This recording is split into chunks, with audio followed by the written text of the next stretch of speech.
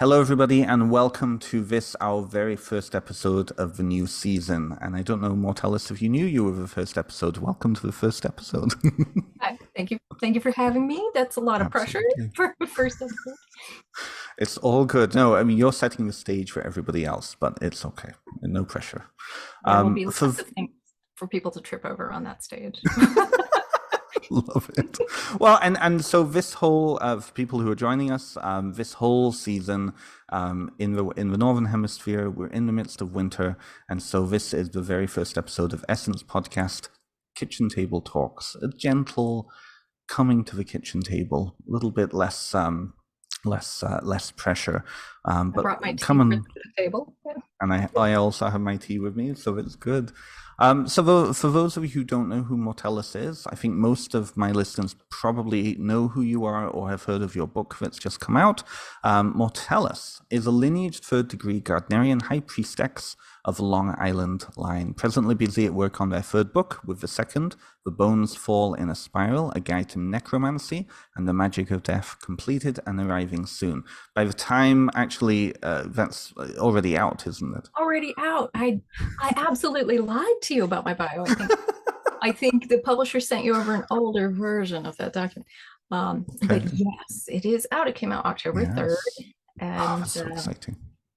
I have been, gosh, I have had so much imposter syndrome about the fact that it sat at the number one in the I reading know. category on Amazon for over a month. And that was why there were so many amazing books in there, and very proud. And consistently too. I mean, I was Facebook stalking. I was watching your public page, and it came up multiple times that it was number one, right? Yeah, it just Yeah. kept being there. I was waiting for it to disappear. And it is strange being an author and seeing the things you may do well, because you hope they will, you love them, but you expect for them to be ill received. Absolutely. I mean, I was so lucky, and I was really looking forward to your book. I actually hoped that it'd come out a year ago so I could use it as a citation in my own book, because it really fit in with what I was talking about, at least from a different lens. So your book's on Yeah. necromancy, If you slightly sorry, go on. if you had messaged me, I'd have sent you a pre-publication No. copy. I'd have done it. My own imposter syndrome. I was a year ago. I was like, who? None of these authors are gonna know who I am. So it's one of those things. I answer every message I get, even if I don't know who it's from, and I get so many messages. But it's important to give each other space. Yeah. Oh, totally, totally. I was really pleased that yours was coming out around the same time as mine. Of course, my book's on ancestral work, working with the dead, but in an ancestral veneration way. Yours is working with the dead in a necromancy sort of way. So I guess my first question for you then, but first of all, congratulations on the book. Um, my first question for you then is, for those people who are wading into death, I think after the pandemic, it's on people's minds. Why now? I know your background in mortuary services. Your first book, of course, is around mortuary and funeral traditions and rites. Why necromancy now? So people ask me that a lot, and Yeah, I'll do sorry. the ADHD thing. I'll give you two answers. I'll answer that, but I'll give you an answer to a question you didn't ask, if that's okay. I would first like to define necromancy for anyone listening, because you defined ancestral work and necromancy work as different just then, but I Mm, wouldn't have defined them differently at all. We think about necromancy in a certain kind of way, and there's a reason for that. It takes on its present connotations in around the 15th century, where we have a lot of popes writing sort of anti-pagan propaganda grimoires, and it gets very silly. And by the time that trickles down to things like Mary Shelley's Frankenstein or early Penny Dreadfuls or early mhm, video games, the necromancer is firmly ensconced in the mind as someone who raises the dead and creates zombies, and they probably wear silly skull pauldrons and green smoke all about, and they probably cavort with demons and these kinds of things. But we have to understand that that's propaganda that the people absorbed very well. Um, in early Greek and Roman necromancy, the word was used very broadly. The word really meant any work, magical or mundane, that surrounded the dead, the dying, and be that physical remains or incorporeal beings. So your funeral director is a necromancer. The clergy person performing a funeral is a necromancer. A person doing ancestor magic is a necromancer. And so on and so on. If your work in any way pertains to death, the dying, or the dead, it is necromancy. Why now, I think, is a question that is harder for me to answer, though, because I don't know. I think probably I'm bad at being an author because I don't sit down and plan what I'm going to write or yes, this is the moment I'm going to do it. I do things when the gods lead me to, and when it's going to happen is up to them. And I think that for me, the work has always been this, and left to my own devices, and had I more privilege and money and access to people, I probably would have published this book 20 years ago. But that's not the reality of life, kind of being in a place where I have that perfect storm of capability and access and all those things. And I think today publishing is a lot more accessible than it used to be. So the reality is a very practical answer. This has always been me, but making it available to all of you is a little bit of luck and a little bit of privilege and a little bit of just being in the right place at the right time. I really feel that last line about being in the right place at the right time. In thinking about, like, in speaking to some of the other authors, our colleagues, and some of the publicists, people in the industry, it seems like death has become a much more in focus since the pandemic. People vaguely kind of were interested in it before, but we're really riding that wave now. And so for my own book, I was told that ancestor work, no, it wouldn't sell if before the pandemic. Now very much people have it in mind, in focus. I'm curious then for you, and I love that you called me out for that, because I'll be honest with you, for me, part of my kind of issue in determining what is ancestral veneration versus just necromancy was that continuum of where people found themselves. I think that comes to a question of what is actually death? How do people work with death if they don't understand death? You've mentioned before we started recording that you'd like to talk about that. What is death for you? What is being dead to you? What is the distinction there? I don't know. I think I have a particular comparison that I like to use with folks, and it's maybe not a fun one or a comfortable one for people. Oh, and you don't have to mute yourself. We're just people. We don't have to worry about dog or cat noises and bang. Like we all have lives, right? I have to explain, there's people roaming around upstairs, so if it's like I don't want people listening to be like, who is that? Like, we'll tell them they could be ghosts for all we know, right? It's wonderful. It's important to remind listeners and readers that we're just human beings occupying human space, right? Like, yes. I'm far too awkward to try and be perfect, but this is how it's going to be. It's great. This is going to be how this is going to be. It's good. Yes, and the viewers need that, right? Or we have to be reminded that everybody's just a silly dork doing stuff they care about, right? We're all just sort of weaponizing hyperfocus. Just putting it in directions. That's a very neurodivergent sentence that just came out of my mouth. It is what it is. It'll appear on t-shirts next week. Just saying.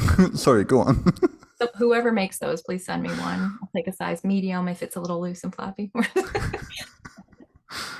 But my example for what is dead is always mom jeans.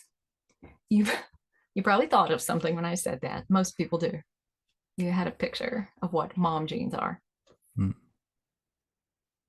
Now, I'm a non-binary person, but I've given birth to children, and I use the term mom. I think mom is not a word that is gendered. It's a role.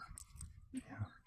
And when people say mom jeans, I always think about it's kind of a funny sentence to me, because what defines that?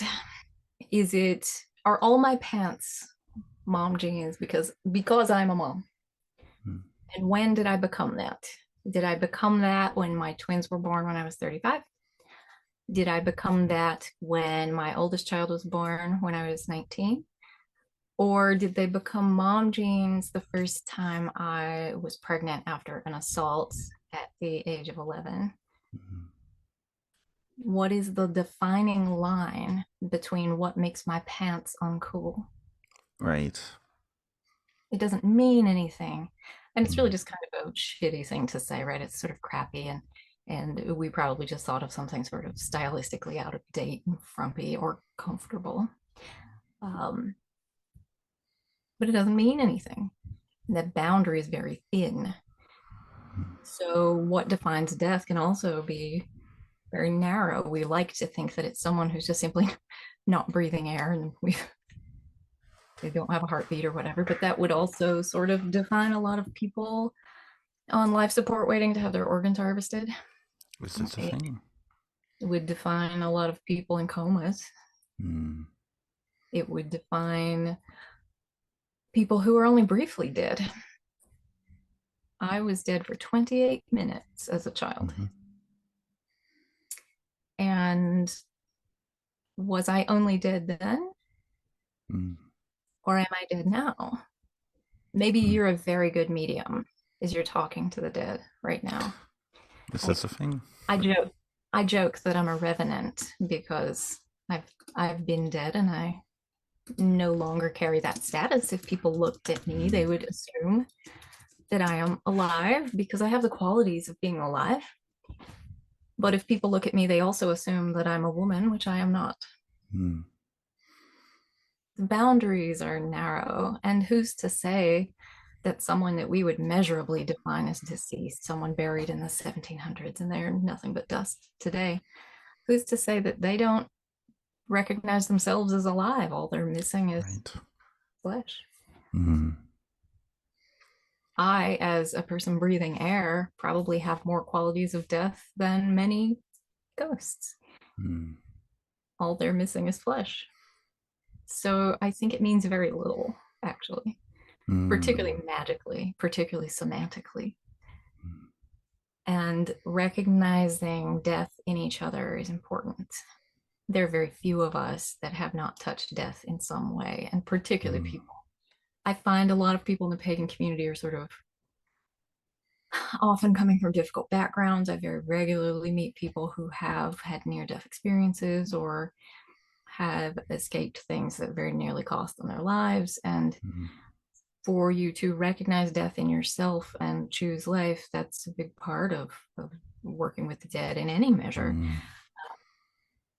There's a line in the book where I quip that the first act of necromancy is always raising yourself from the dead, because Right. you cannot practice death work if you do not know how to live, if you can't embrace life, just choose life. Mm. And I say that as a suicide survivor. Mm. Um, it was only in choosing to live that I was really able to embrace that work, Mm. because we have to turn it around on its head.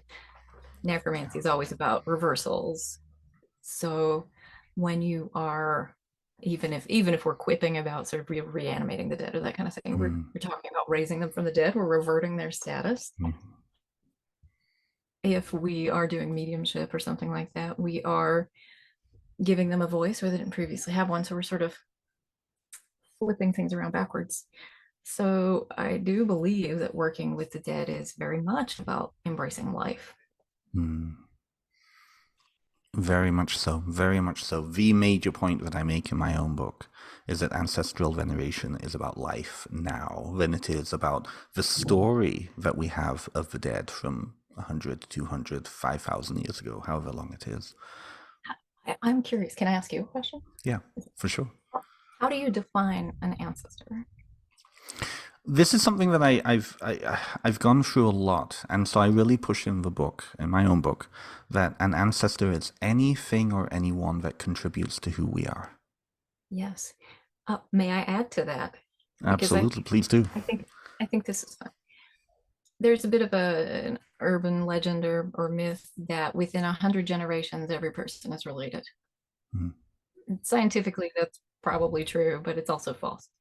we have actual numbers, Mhm. particularly with the advent of things like 23andMe and Ancestry.com and that sort of thing. We have a lot of genetic information about people. Mhm.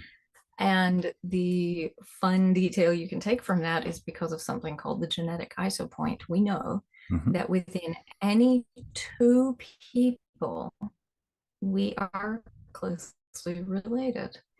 So you Mhm. and I are two people right now, and we know from that parameter that you and I are family.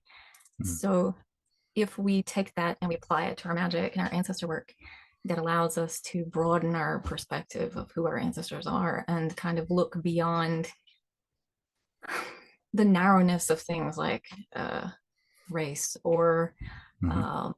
especially if we have problematic ancestors. Many of my blood relatives were just horrible people, and that allows us to kind of step outside that. And for individuals who may have been adopted and don't know who their families are, or Very who much so. were the product of IVF or other fertility treatments where they might not know their ancestry, just looking around you and seeing those people around you and knowing that you're all family, Mhm. it's a really magical thing to think about, unless you're dating, in which case don't. It's Right. okay. um yeah, I think that's wonderful, because you'll occasionally encounter someone in the pagan scene who'll be like, I'm descended from Aleister Crowley All or the something. time. Right. And my response to that is neat. So am I. That's great, fun, Mhm. cool. And in that way, we are just sort of profoundly unique, but also astoundingly generic. We all Mhm. have those qualities within us. And if you want to see how your family history has affected the world, all you have to do is look around you, because The context. yeah, the context. Yeah. We all have this broad reaching scope of influence that lives within us to see. This is the thing. This is, and I was curious to ask you this. I'm glad that it came up now. What I've noticed with people's relationship with death work and ancestor work is oftentimes it comes down to the individual, where they're at. They're looking at finding their story in a much bigger thing and supporting that story, right? Affirming their own identity within that piece. What I've noticed as I've dealt more and more with the ancestors, particularly, and especially ancestors who are not necessarily real, a lot of the work I do is understanding conceptual ancestors and affinity ancestors, the story based ancestors that contribute to who we are, right? So they were never human beings, but they are beings of a particular, of a different type. And again, it relates to that idea of story. In reading yours, you give a lot people a lot of tools to work with the dead, to engage with death, and to engage with that aspect of being. And I'm curious for you, what are some of the things that you've noticed that people are wanting when they're first stepping into death work? What are they looking for? I often tell people that, particularly non-pagans, because they always want to know what do you believe? They talk about us like we're a monolith, right? And we're not. Pagan is an umbrella term, and it's not one we all comfortably fit under. Um, and it is important to recognize it's a pejorative term, and for many folks, they just don't want to use it. I use it just because it's easy. People recognize what the word means to them, and it just makes things simpler. But um, when people outside of that umbrella ask, what do pagans believe? Terrible sentence. I often point out that many practices that fall under that umbrella don't really require you to believe anything. Mhm. You could have a practice that is completely atheistic or agnostic, and it still be completely meaningful. It doesn't require any kind of faith or religion or belief. There is a difference in necromantic magic and in ancestor magic. Any kind of death work, it does at least require that you believe there is something after death. Mhm. And that something can be anything, Mhm. but it does require that kind of belief. Um, and and I think that there's a broadness of term there. I do think that, um, gosh, just the very idea from physics that we disperse our energy into the universe is enough. Um, but I think when people come to it, they're looking for some type of affirmation of that. They're looking for Right. something after. even if it's for someone that's already gone. And that's more often the case than the personal one. It's Mm, not just looking for comfort for themselves for their own death, but they're looking to find that someone they love is definably somewhere, mm, good, bad, or ugly, earthbound, hell, it doesn't matter as long as there's something. It seems to be the takeaway. mm. I totally agree. That idea of, especially with ancestral work, people get caught on that idea of veneration that I use a lot. In that, the moving from that, I just want to know that something's there, to relationship. Well, what kind of relationship can I have? Yes, you have a lot to talk on that, don't you? Yes, it's the relationships that matter, right? Mhm. And I think so many people are already definitely doing ancestor veneration. They don't even realize it, Without but knowing it, yeah. without knowing it. I mean, you walk into any home in the southern United States, southeastern United States, you probably see a side table or a mantle over a fireplace or something where there'll be decorative candles and probably seashells from a vacation, or and definitely photos of deceased ancestors, and Mm, maybe we have grandma's pictures sitting on a doily they knitted, and just like these little things. And I see yeah. altars everywhere, um, and they just haven't contextualized it right. Mm, I think every person is already practicing necromancy, they just don't realize it. So many things we do every day are necromancy. mm. Putting gas in your car is And true. necromancy. It's we true. run our we run our cars on the bones of animals we will never Yeah. imagine understanding. Microwaving food is necromancy. We Everything we eat is dead, be it plant or Mm, animal, and we take the remains of that already deceased thing, we reanimate them in the mm, microwave so that we can derive nutrition and life from them for ourselves or others. mm, Um, Anytime we make food for people, we are taking something dead and using it to give life to others. Recycling is inherently necromancy. We're giving something a new life. There are just so many little things in our day to day life that constitute that kind of work. mm. And we're just not putting them in that context. Yeah. Yeah, absolutely. Absolutely. That context, I think, comes from perhaps presuppositions, coming back to that first question there. So in writing this book, in putting that out there, especially since your first book was more grounded in the in the funeral industry and the rites of passage and that whole aspect of death, I'm curious with this new one then, what were you careful about writing about in trying to keep in context, Oh gosh. If I if can that be makes sense? if I can be silly about it, I try to never be careful when writing. Because the Okay. more careful we are, the less honest we are about who Mm, we are and what our practice is. I tried to be really vulnerable in this book, and I say so up front that I wasn't going to try and filter out my Gardnerian Wiccan practice. I wasn't going to mhm, try and filter out my UPG. I was just going mhm, to state them where they exist, because if we aren't vulnerable and we're not just lacking in care in a lot of ways, then we're censoring ourselves and we're not sharing something new.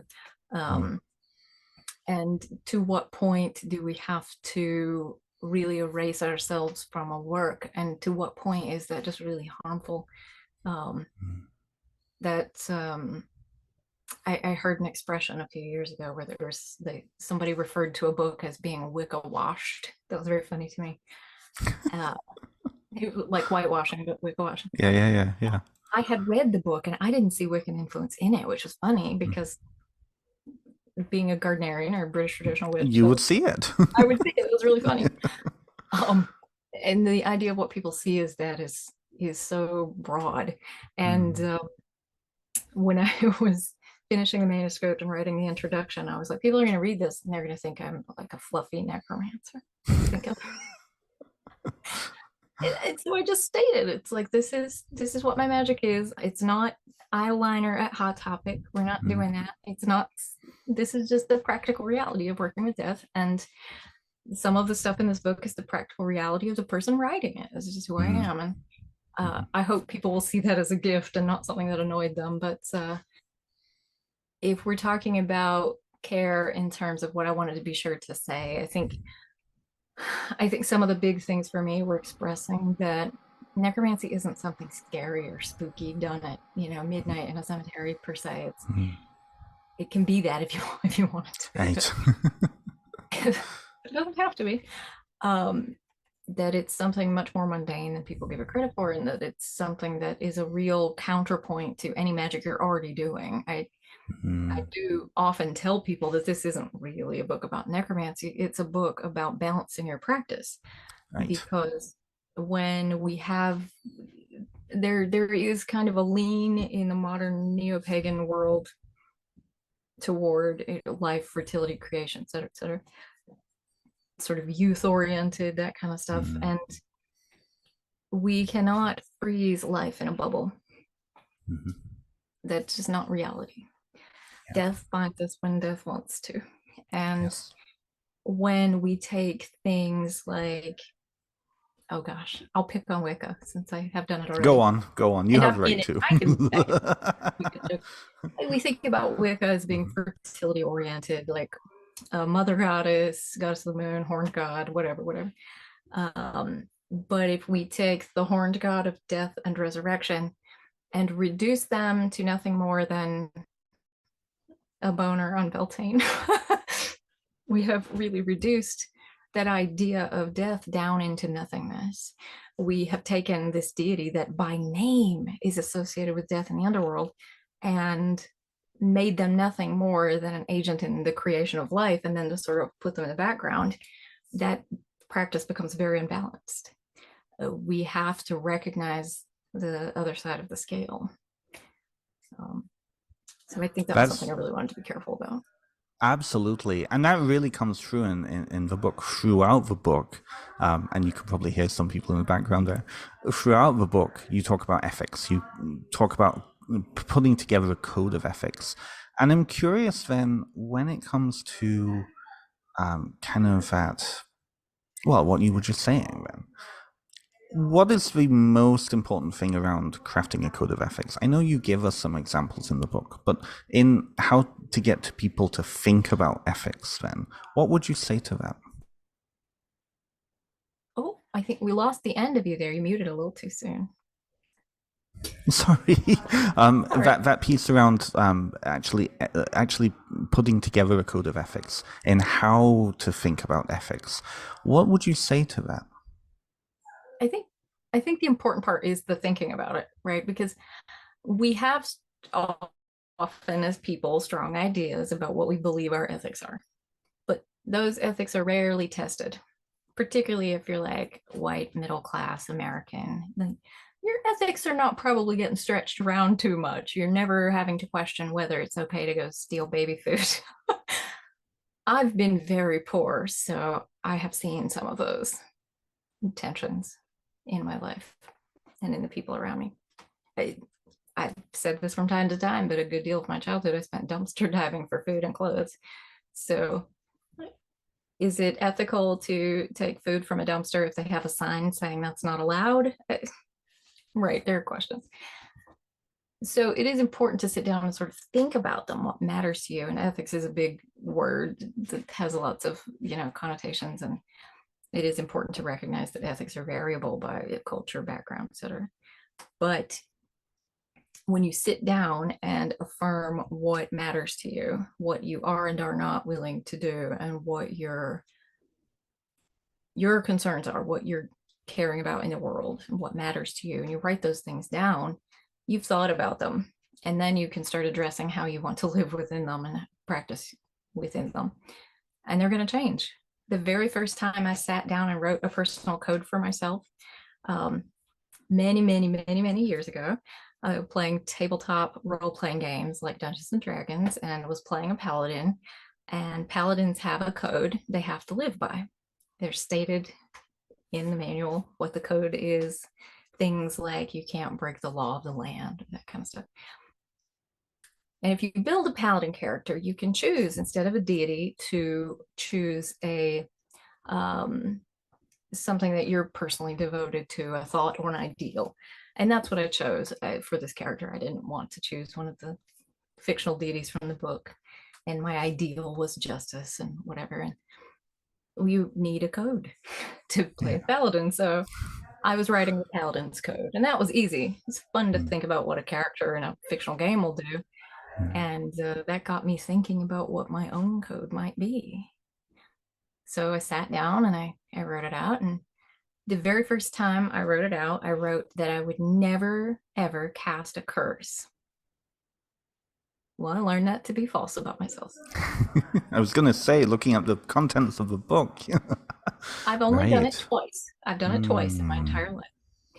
And my current code states that I would only do it if it was necessary to achieve a goal or outcome. And necessary means more or less that you have no other option. And both times that I've done it to protect children. I have cursed an adult who was in a position to cause harm. I see. Get your ethics stretched a little. You have to think about it. But having that in my code has allowed me to contemplate where doing something like that would really be important to me. And in saying no, I had to learn that it wasn't as hard a line as I thought it was for me. And it is okay for your ethics to change because you're going to grow and you're going to be different. But it is the thinking about them that matters. Magic that is in conflict with someone's consent, I would never do. I wouldn't do a love spell, for example. If someone wouldn't choose you, I wouldn't want to make them choose you. That makes sense. So just sitting down and sort of contemplating what that is and then when confronted with those questions or those opportunities, your friend says, would you do a love spell for me? I'm dating and I'm interested in this person and I'm hoping they'll call me back. That's where you go, no, that's not something I do. Because you've thought about it, you know it. Very much so. Very much so. That consideration of consent, first of all, but also relationship too. We were chatting very briefly about that before we started recording. That consent in relationship with the dead, and I mean that's consent with any. I mean, could be with fae, could be deities, could be whoever, right?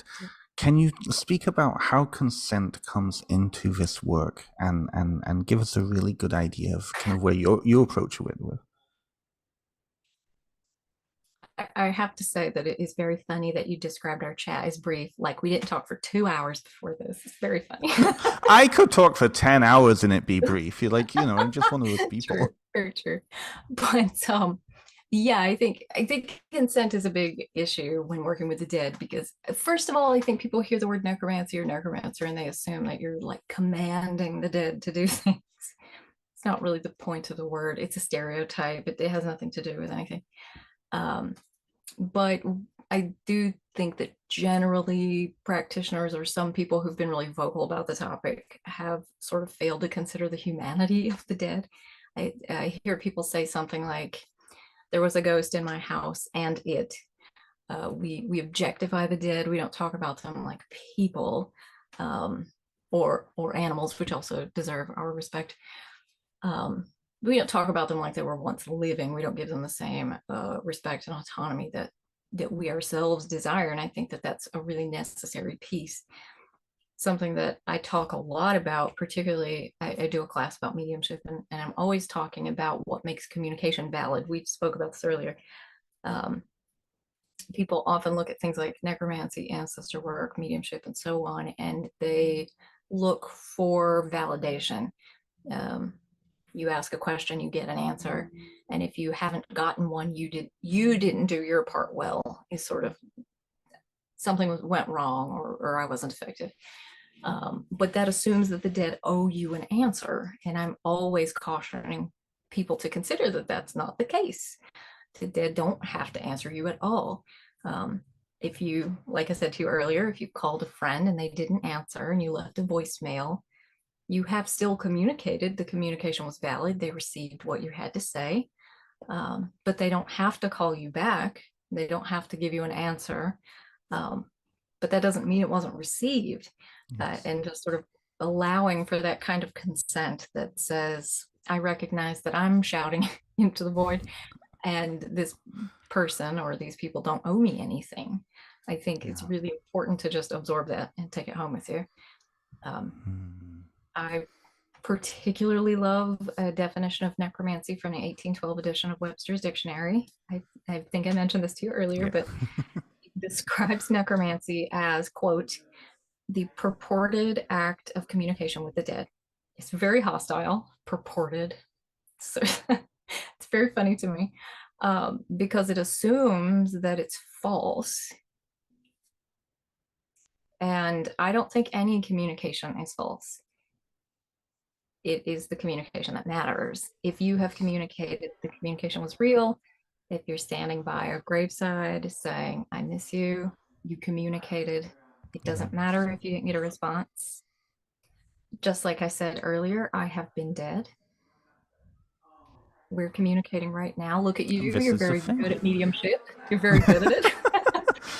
I'm bringing you into this circle. It's funny though, because people like, and this again coming from what I've seen from my own work, I see people who they come with certain lenses of what they consider real and unreal, and it really does come from that Western paradigm of scientific rationalism, right? But that then comes into what they expect from this work. And that whole idea of consent goes out the window for quite a few people I've noticed who are coming into ancestral work or working with the dead. It's that when you don't see the dead as real people, when you see them probably from that Christian paradigm of them being in some off distant place that are inaccessible and they're no longer people, Right. then it's a lot easier to use a thing than it is a person, right? Would you agree? It sounds like you agree with me on that. I do agree. I do think that there's another sort of Christian paradigm in here that people don't think about. And I do talk about that in the book, and I've spoken about it before, but there's this idea of the soul as this singular thing. Like you die, your body falls over, there's a single ghost of you, it goes to heaven or hell, or it's stuck here. The end. And I think pagan folk, again, I'm using the term very, very broadly, colloquially even, but there is a tendency to believe a couple things here. And ADHD brain will get lost in directions. You have to reel me in. But one, I think that there's a tendency to believe that if we encounter the dead, there's something wrong that needs to be fixed, and that we are the person to fix it. They need my help. How can I help, etc. Who's to say that the dead aren't choosing to be there? They have autonomy. And two, who's to say they're not here to help or guide you? Or who's to say that they're not here minding their own business, doing things unrelated to you? Well, this is the thing, right? Exactly, right. Yes, and secondly, there is instantly a conflict there because you want your loved one to go to the good place. It's Wiccans in particular are very funny to me because we have the Summerland, we have an afterlife, but we also have reincarnation. It's already a conflict. Do you die and get reincarnated? Do you die and go to that place? What's the distinction? And I know all the answers people give. That's not the point. We're poking fun at it. But there's that. And then if they're here, neither of those things happen. Something bad has occurred, right? We obviously have a lot of stress and conflict around the idea of encountering that one person because there's one of them. But historically, we know that the idea of the soul as singular is one, very, very modern, very modern, like a couple hundred years at best, and you could argue for shorter. Two, it's very Christian. And even early Christianity viewed the soul in three parts. It's true. That because early Christianity is just early Catholicism, is just early Neoplatonism, and of course they base the soul on the egos, logos, and what's the last one? I forget. I can never keep the last one in my mind. Yeah, it's like it's the I know what you mean. I just had to subject yes. I had to subject myself to Plotinus recently, so I know what you mean. Yes. But so that's kind of our early foundation there, and then it sort of much later becomes just one thing: heaven or hell, good or bad. And there's some wiggle room for spirits here, but they're narrow. And if we look at Catholicism and their practice with saint veneration. I mean, if you look at the rituals for canonizing a saint, it's really just a recipe for making an angry ghost and binding them to something. That's all it is. And the behavior is very controlling and non-consensual. It's very ugly. It's you take the saint figure and you take away their little baby Jesus, so they'll be sad. You hide the baby Jesus, and then you take them and you bury them upside down in the yard. And if they don't do the thing you ask, you go piss on them or whatever. And it's all very terrible. It's a terrible way to treat the dead. But if we branch out and look at other cultures, we can see that largely the soul is viewed in facets. If we look at Norse heathenry, for example, you see the soul in 3 or 5 parts, sort of depending. And even pushing back into ancient, whatever ancient might mean for us, Kemetic practice or Coptic practice, you see the soul in 9 parts. And that's what I adhere to. I talk about it here quite a bit, but this resolves that conflict. Parts of you decay, your heart, your physical body. Parts of you go on to be bound together as a more effective sort of shade or umbral spirit in the afterlife through funerary rites. Pieces of you go on to be reincarnated. Pieces of you might go on to an underworld or an afterlife.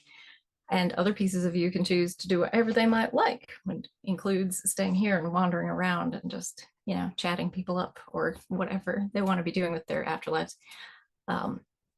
So seeing a piece of someone, encountering a piece of your loved one, doesn't mean something bad has happened. It just means that you're encountering a little sliver of who they were.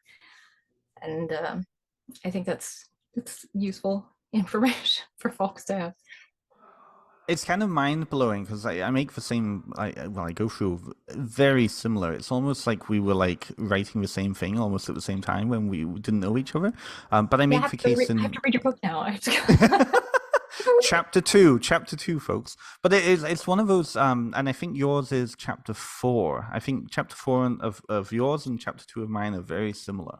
But it's funny how we've locked ourselves into this paradigm of who and what and how, and that's the question then. The who leads to the how. I had a conversation recently where somebody asked me, and he's a big name, big name.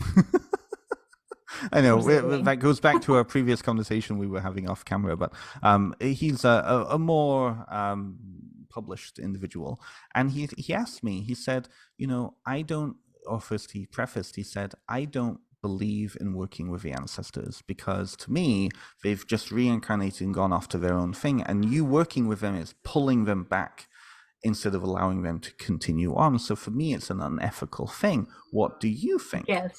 I could guess who said that, but yeah. Oh. I could guess.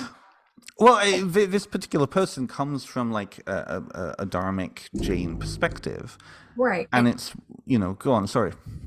I was just going to say, it's a very interesting sort of thing. And I do, my brain's going too many directions. I would like to preface by saying I really hate the expression contracts in the pagan community.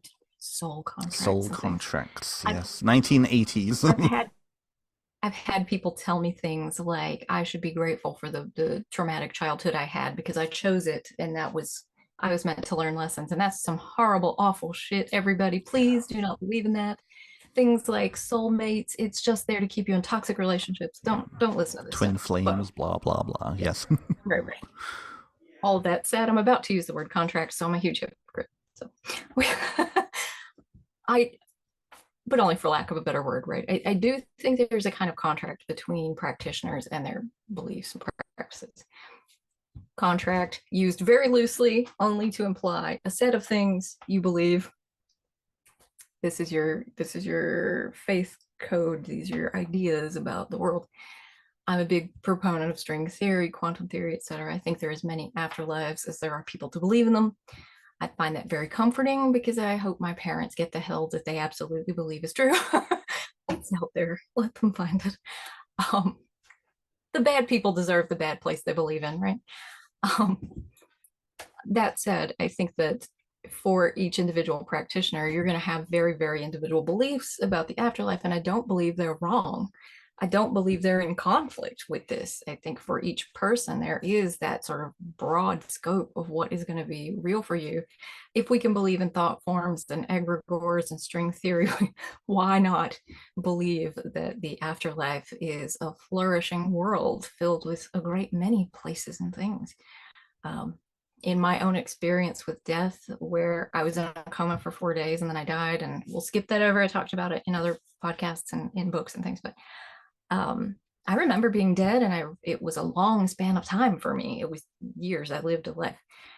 And I remember traveling and visiting places in the underworld. Um, and I was a kid whose family didn't believe in teaching children to read. So it's not like I had a scope of influences living in my head, like cartoons or books, or Mm. it wasn't there. And that was what I experienced. So call that the coma addled hallucinations of a dying 5-year-old, or whatever you like. That's my experience with the underworld. And I always try and tell that to people. It's whatever you believe. I believe it's there for your soul to gravitate to. I do. But I don't think that's in conflict with a faceted soul. It would be very silly of us all to adhere to that, since it is so Christian and so modern. That would just be silly. And I do believe that it's not in conflict with the idea of being in multiple places. There really are facets of the soul that are inclined to your magical practice, your faith belief. And it's those pieces of you that are going to go on and gravitate to that afterlife you've been called to. So it's not in conflict to communicate with these other smaller pieces of the soul that are wandering around to be found. I will say, though, and I always say this to folks, and I hope you'll take it and put it in your pocket. We do know from studies that individuals from communities that espouse magical thinking grieve poorly. They tend to grieve worse than others because they fixate a lot on talking to the dead or communicating with the dead or keeping them close. You need to take the time to grieve mundanely. I don't believe that space after death is necessarily for the dead I don't think they have a chore list they have to complete after death. I do think it's good for them to be established where they need to be, and that takes time, and it takes them knowing that you're going to be okay. And yes. I think it's important for the living to take the time to grieve mundanely, because you're going to mess yourself up and you're going to need a lot of therapy to fix it. I totally agree. And as a therapist, I espouse that. Yeah. It's true though. And I'm glad that you raised that, because like I did a cross-cultural study just like you did. And when you look at these communities where there is a set place for the dead and the boundary is this, but there are allowances within that boundary, there tends to be a lot more of a structured grieving process. I'm thinking of like the Tarahan people down in Sulawesi in Indonesia, where they have a particular necropolis. This is where the dead go. They can have the dead body or the body in their house for up to 20 years.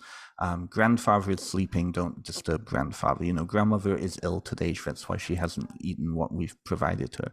The spirit is still in the decomposing body, but the grandmother and grandfather is still there. And then there is that social point of, okay, they've now been sent to the necropolis, they are dead, they are gone, and we have very strict boundaries with them now.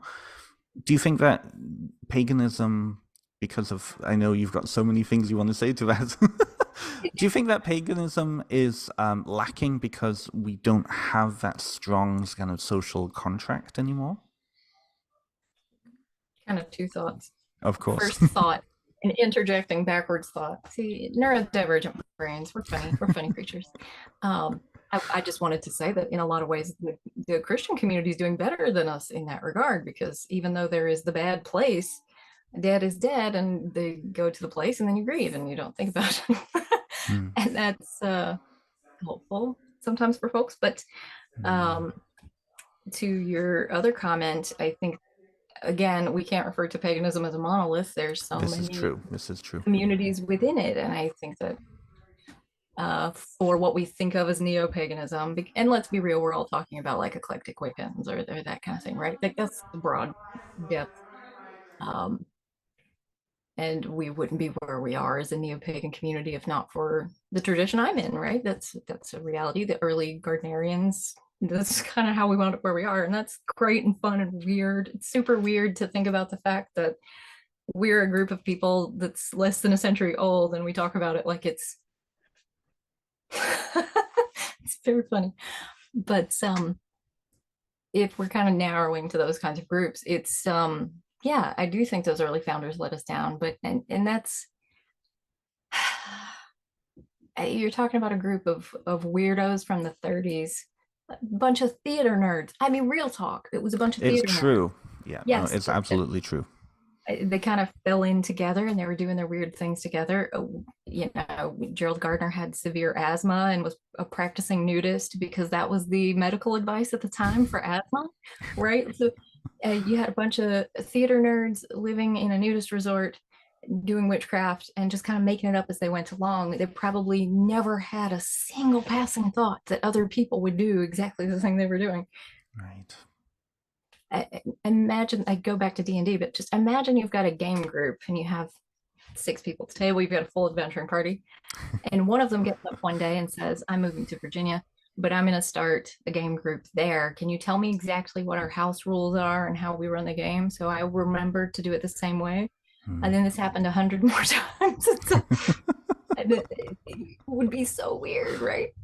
It must have been vastly strange for those folks. And they didn't think about it because they didn't care and they didn't want to. And it wasn't part of what they were doing. So, and what did they have to base their practice on? Freemasonry, OTO, Rosicrucianism, Margaret Murray, Right. Theosophy. There's not the best foundation of history and research happening across the board. And they're sort of cobbling together what they're doing. And what happens to Gerald Gardner? He dies at sea. And then everyone's sort of grappling in a power void, and nobody thinks about dying. Mm-hmm. I read once, and I'm trying to remember if it's, is it Carl Jung or is it Freud? I can't remember. You might know. Okay. And testing me. They say that we don't truly fear death because we don't believe that we can die. What we fear is losing people we care about because we don't want to be alone. It's actually quite a selfish instinct. This sounds like Jung to me. That's a very Jungian way of looking at it. Yeah. I'm pretty sure that's Gnostic Jung, maybe? The red books? I have to think. I think probably one of the red books. Well, actually, I'm not sure. Matt Oren would know. Matt Oren and the red book are like that. Me and the red book were like this. But it is true. It's a very, yes. It's a very selfish feeling. So these early folks never thought about dying. They didn't think about it because they didn't believe they could die. They were just immortal theater dorks doing their thing, right? And that's great and sort of precious and wonderful. And then good, bad, or ugly, and flawed. They're all flawed individuals, and not a one of them perfect. And who are we? If we died today and the entire pagan community looked at what we were specifically doing as the entire guiding principle for every choice they made, we would leave them without things they need because we haven't said them all. Yes. And the same is true here. It is important to remember they were just humans. This is true. This is very true. Fallible, messy dorks. Yeah. It's funny. Something you just said really pinged this for me. When we look even at like Reconstructionist groups, right? Reconstructionist groups are so connected to reconstructing Norse, Egyptian, Greek, whatever it is. When you look at what we've actually received, it would be like if, and this is not going against recon groups, I love Reconstructionism generally, in theory, but what a lot of groups have are, the menu from a restaurant from back then. They have, the story of so and so, the little piece here, little piece there. That doesn't amount to a full-fledged thing like a lived tradition of Christianity, right? Or lineage tradition of any way, right? One I think about is the Order of Bards, Ovids, and Druids, for example, OBOD, or other Druidic groups. The Romans committed genocide against Druids. And they attempted to destroy everything about them Yeah. And with very little exception, everything we know about the Druids, the Romans wrote down. And we know that the Romans hated them. Mm-hmm. So why would we believe anything that they wrote about them? And yet we use those materials to reconstruct their practice. Yeah. Mm-hmm. It's messy. Um, the Romans wrote about the Druids like they were these dirty, hippie, live in the woods, kind of roll around in the dirt and play with sticks kind of people. Mm-hmm. But the few existing materials we have, we know that the Druids were high-ranking citizens in their community. They were treated Mm-hmm. like peerage, basically. They were often the most intelligent, educated people in their communities. Mm-hmm. And yet, we still hang on to that idea of something in verse. So reconstruction is often very messy. Mm-hmm. Something I say to folks in my own Gardnerian training coven. I have a coven here in North Carolina, and for those listening, if you've ever been interested in Gardnerian craft and you weren't accepted because you were some kind of LGBTQ or there wasn't someone near you, we are inclusive and we take long distance students. I can refer you to folks in your area, that kind of thing. Perfect. But when we talk about something like Catholicism, if you wanted to write a paper about the founding of Catholicism, we would talk about a span of between 400 and 600 years. Yes. We would start with a window somewhere before Plato, and we'd fall far on the other side of Constantine or Constantius or whatever. It's a big window. But when people in the neo-pagan community talk about the founding of neo-paganism or Wicca or Druidism or whatever, we talk about like 10 years in the 30s. It's very silly. It's true. All centered on Atlantis Bookshop. Yes. What I like to tell people, and I find this wholesome and encouraging, I hope you will and your listeners will, but we are the founders. If we write it down so that it can be remembered, if we record what we're thinking, what's important to us, we are the founders right now. Everything we're doing has this incredible amount of value if we bother to preserve it. I wrote a series of rituals in my first book that are rites and rituals for British traditional Wiccans, particularly Gardnerians. In 100 years after I'm dead and people know that that's what I was, who's to say they won't become canon in that tradition for everyone? Right. Because we right now are writing that story. And I think that's a big part of death work. Bring it back around. When we talk about ancestors, it doesn't matter who they were or what you are, or if they're affirming what you believe, or if you have a good relationship. What matters is that you now are the product of what they were. Absolutely. And you now are still writing the story of that lineage. If they were problematic, you are rewriting that story right now. If they were wonderful, you're still telling that tale. Yes. We have that opportunity to be part of that story. I tell people when I talk about necromantic magic that anything given enough time belonged to the dead. Something your grandmother gives you today will have come from a deceased person given enough time. Yeah, absolutely. It's precious and it's magical. But we need to stop thinking about the dead in these ugly terms. A person could be sitting by their grandmother's bedside saying, please don't go. I can't live without you. I love you so much. But if later that night, after they drew their last breath, they walked out into a hall and saw their grandmother at the end of it, it would frighten them and they would believe something was wrong. Yeah. They wouldn't believe that they just convinced a dying person's soul to stay there with them. Right. What is the distinction where we decide the dead are something difficult, something harmful or painful or even evil? What is the difference? Where's the line? That moment is so thin. Can I ask you a weird question on that? Absolutely. Do you think that for some people that's the draw, that's the want to step into that taboo liminality place just because it'll give them a rise? Or do you think that that is way too dismissive? There's some of that. I mean, again, to use the term, none of us are a monolith. I mean, Yeah. we can't broadly generalize it for any group of people. There's going to be some. I think for a large enough group of people, it's a real sort of savior complex. Go help the dead. I do psychopomp work. I help the dead move over as though they could not. Not that I think that psychopomp work doesn't have value, but I think it's really important to assess where you're coming from and what your intentions are, and whether you're making the dead go somewhere they don't want to be. Right. And I think that there's a lot of really complicated feelings there.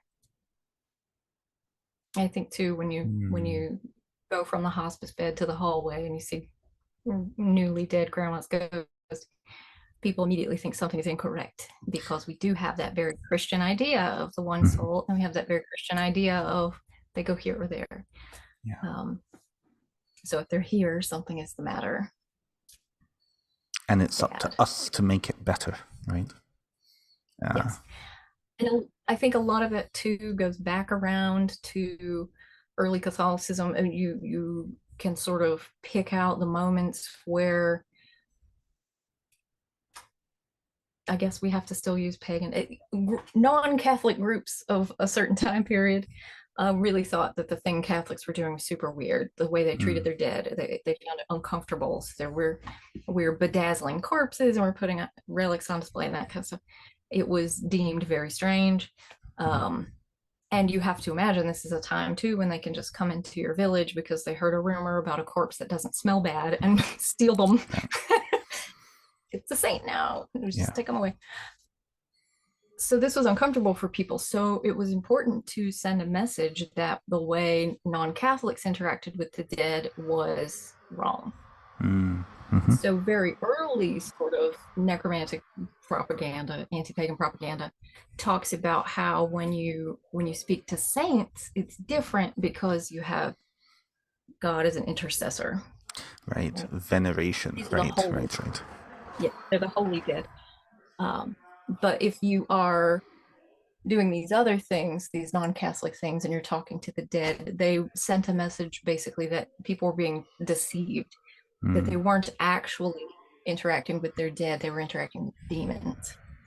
So I think there is still a lot of sort of societal programming deep underneath. Absolutely. That if you see the dead, that's what it is, right? Yeah. And there's a ton to unpack there. We could look at the way figures like Barrett and Dee and Levy were talking about necromancy. They were all Catholics. Levy's greatest wish in life was to be a Catholic priest and failed at it. So you sort of have to look at where they were coming from and how they talked about death magic. And that influenced a lot of modern occult pieces on the topic. So there's that problem. And then we could unpack the fact that the word demon itself is used pejoratively. It was, if you search the etymology of the word, it really is talking about pagan gods. That's all. A demon is just a pagan god. The end. That's the simple answer. We could unpack the meaning of the word magic if we wanted. That's one of my favorites. If we look at the way we use the word magic today, and we look at where that use first comes into play in early antiquity, it meant an unsanctioned religious practice. That's it. Yeah. And I hope everyone listening will take that sentence home and just sit quietly with it for a few minutes. Make you feel weird in your bones, because it's a big sentence. An unsanctioned religious practice. Not Christian, not Catholic, right? And you can sort of see how necromancy in particular, death magic in particular, ancestor veneration in particular, have been the subject of this anti-pagan propaganda campaign that has gone on for hundreds of years. Totally. And we get to take it back. We took back the word witch. We take back words like bitch and slut and whore. We find these things empowering. So I would encourage people in the community to take back the word necromancy. We are all necromancers. Absolutely.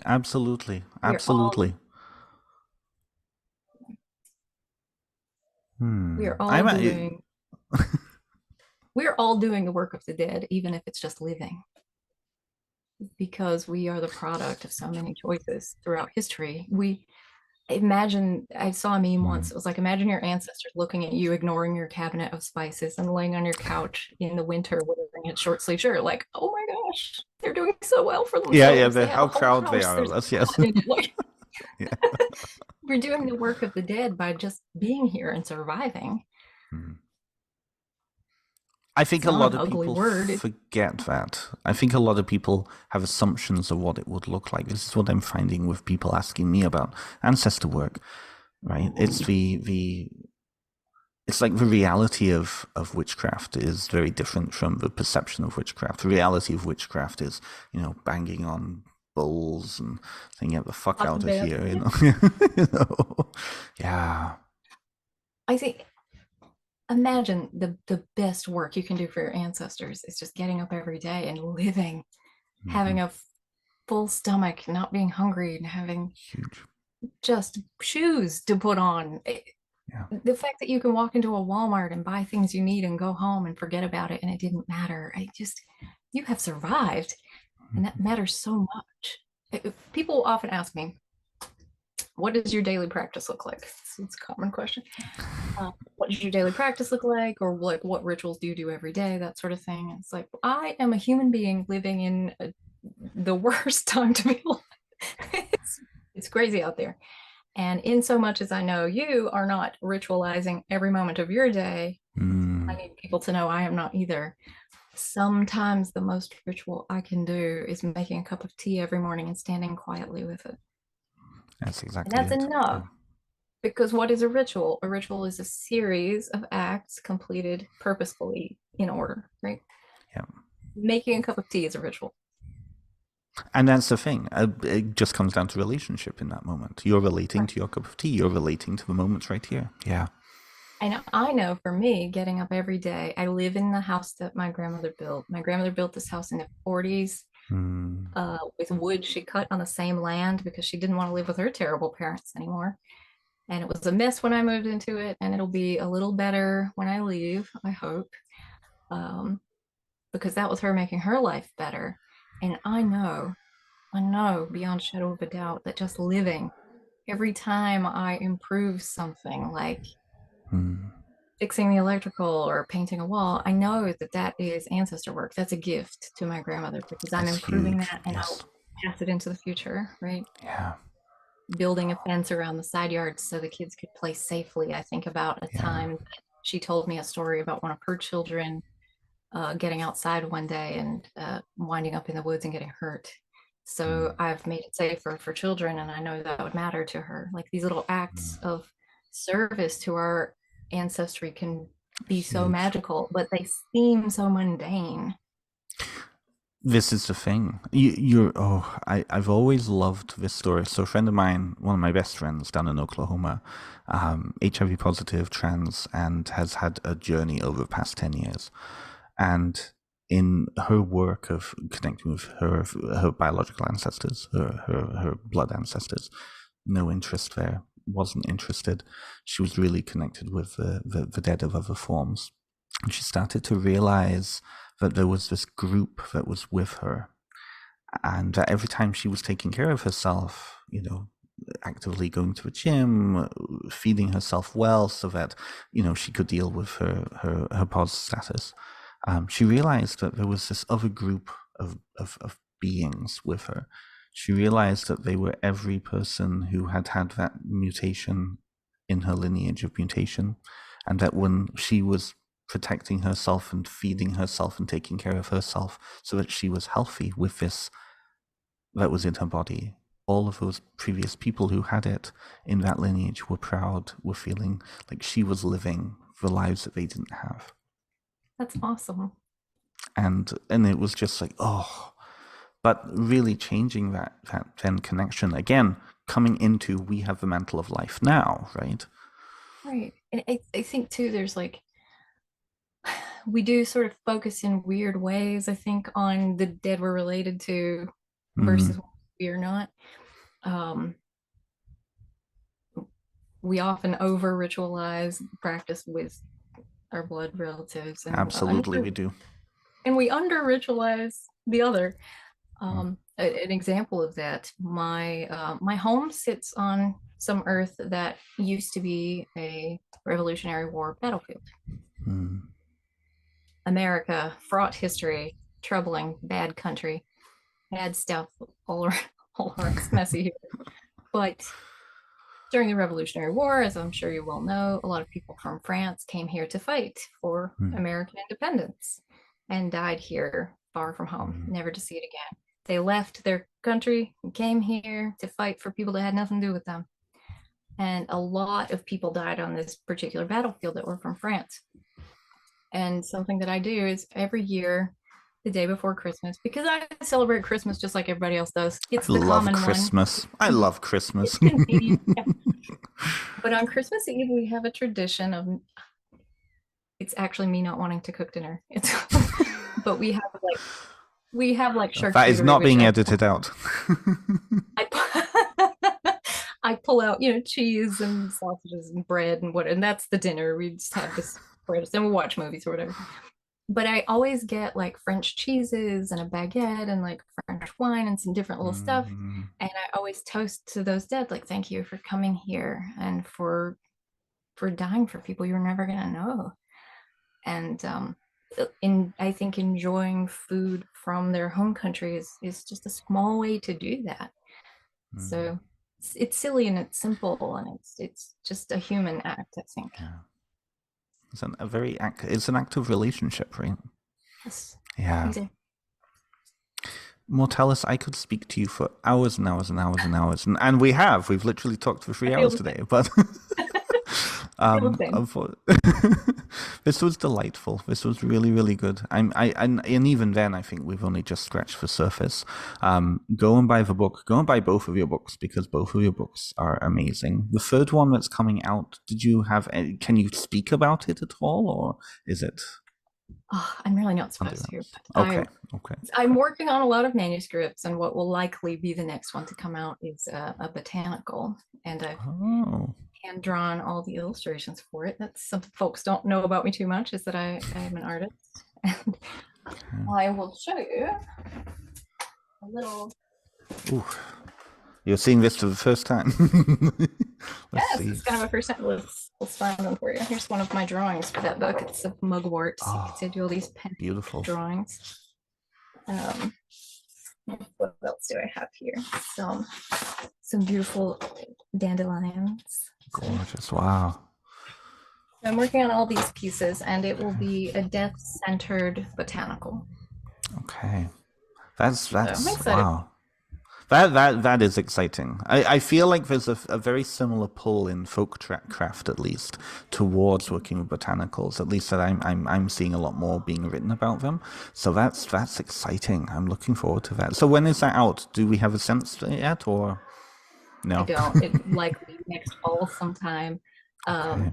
And yet, gardening has always been a big part of my life. I grew up in the rural South, so I've always been gardening, and I call it necrobotany. I love it. And I do a bit of morticulture. I love a good pun. So morticulture, love it. Is that trademarked? You should trademark that. If anyone wants to pitch in on the cost of trademarking, very expensive to protect one's word. Yeah, it is very much so. That's exciting, though. So how can people find you? How can people get more information about you? How can people find out where you're going to be? Because you're like traveling all over the place. So I have been traveling a lot. If people want to find out kind of where I'm at, I usually post to my social media, and I have an events page on my website, mortellus.com. Mortellus.com. And I have a shop there where I make all kinds of things that are recycled from death goods. Like I love making candles as a hobby. I make ritual candles in there. They all have wooden wicks cut from used caskets and that sort of thing. So there's all kinds of interesting stuff to discover there, and it's my main source of income, so I'm always happy for sales. But I can be found basically at any social media by searching for A Crow and the Dead or Mortellus, and you can find all the things that way. Perfect. I will make sure all those links get put down below. In the meantime, thank you so much for coming on. As I said, I was a little nervous meeting you, but this has been amazing, and I'm I feel like because our work works so well together, I feel like this has been not only great conversation, but I'm excited to get even more into your work, to kind of connect with my own, because like I feel like I only scratch the surface. I feel like more people need to be having discussions like one we just had, particularly as we move into more uncertain times. So I really appreciate you coming on. Well, I encourage people to, go check things out and experiment. And I was nervous to come on too. If you're, I'm always. Thank you. That makes me feel better. Thank you. Yeah, we have to talk more and collaborate and stuff. But if folks are interested in just kind of digging into, sort of folksy conversations, I have a Patreon, and it's where we put all those conversations. We have a monthly book club, and I was thinking about doing your book after the first of the year. But oh, please, by all means. Everything is sort of death adjacent, and we just do all kinds of fun stuff in there, and it's as low as $1. And I always tell people, if you cannot afford the $1, let me know, and I'll just give it back to you every month. And I do have some workshops up on my website right now, and they're pay what you want, which can be as little as $0. So definitely check stuff out. Again, I will make sure all those links get put down below. Go and give Mortellus a like on their socials. It always helps authors out. And do check out the bones. Fall in Spiral, located right on the desk behind Mortellus there. And also, Do I Have to Wear Black, located on the wall just behind Mortellus there. Wonderful book, really interesting tie-in, and really fascinating examples that you give, really particular tools that you work with. I've absolutely loved it, and I highly recommend it to everybody. So thank you again, Mortellus. For everybody else who is watching this and listening to this, join me next week as we enjoy Theo G'day Palmer coming onto the show to chit-chat about what's happening down south. And in the meantime, I've been Ben Stimson. This has been Mortellus, both they, them, and we will speak to you at some point in the future. Thank you again.